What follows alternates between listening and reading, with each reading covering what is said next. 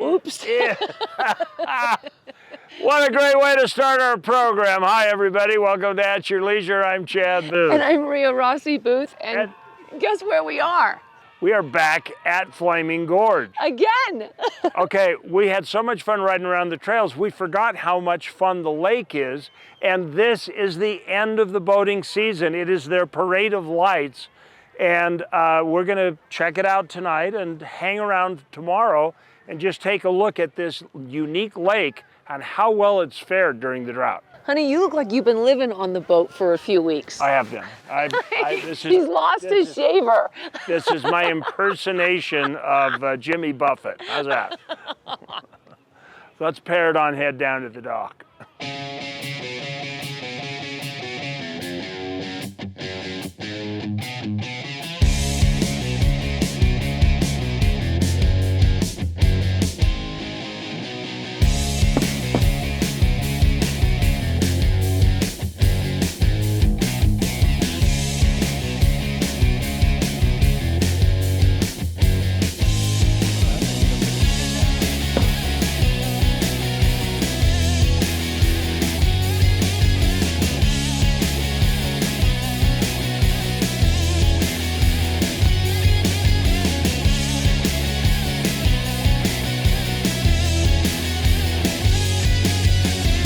All right, Rhea, so now you have seen an official Flaming Gorge Parade of Lights festivity. What's your thought?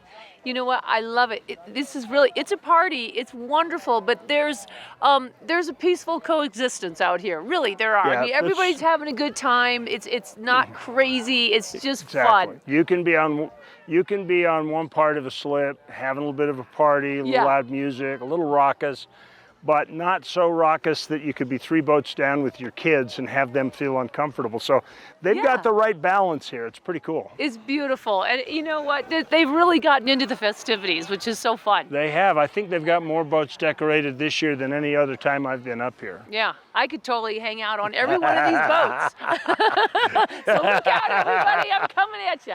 There you go. Anyway, we'll be back in just a minute. We are going to take off from here to our where to, and then we're going to show you what the lake looks like in daytime.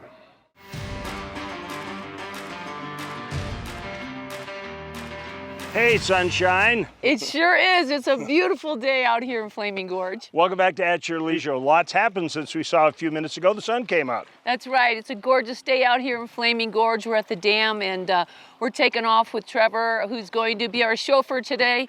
Yeah, Trevor is a staple around these areas. He is on the city council at Dutch John, and he probably knows more about the water up here than anybody else. That's a long story. And the fishing holes. And the fishing hole. Maybe he's going to share some with us while we're out today.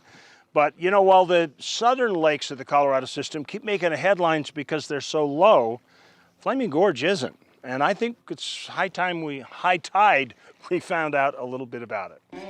Today we started at the Flaming Gorge Dam Visitor Center boat dock. We've worked our way up canyon to past Red Canyon. We're going to come into Hideout Cove next, and then we will work our way up and go through Horseshoe Canyon, and then we'll go ahead and come back down through the canyon.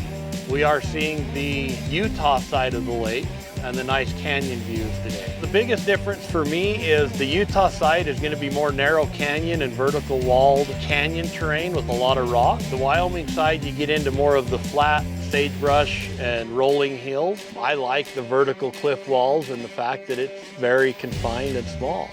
Some people like the wide open flat, so it all depends on your definition of beauty. The season here, depending on what you're wanting to do, is the big boating season is Memorial Day to Labor Day. The fishing season is anytime there's not ice, and even if there is ice, there's people that burbot fish on the ice. We will run boats on the lake as late as December, January, as long as the boat ramps are not iced over.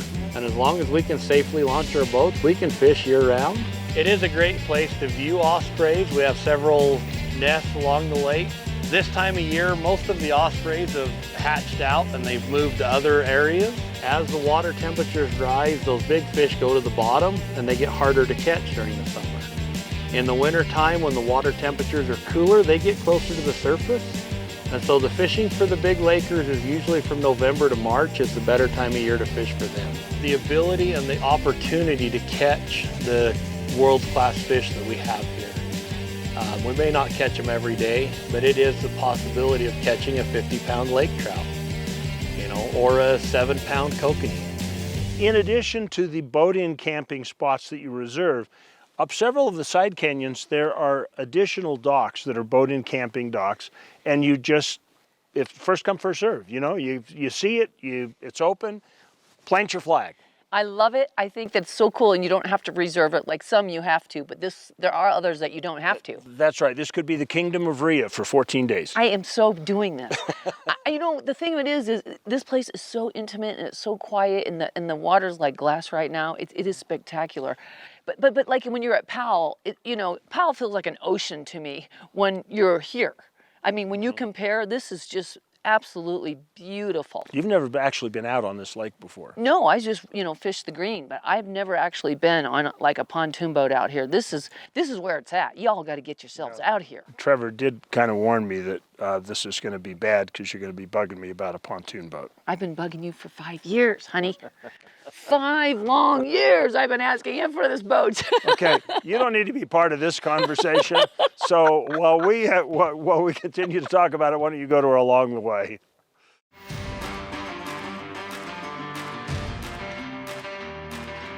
Welcome back to At Your Leisure. We are at an iconic spot here in the lake. It's called Osprey Rock, and it's actually an island when the lake is full.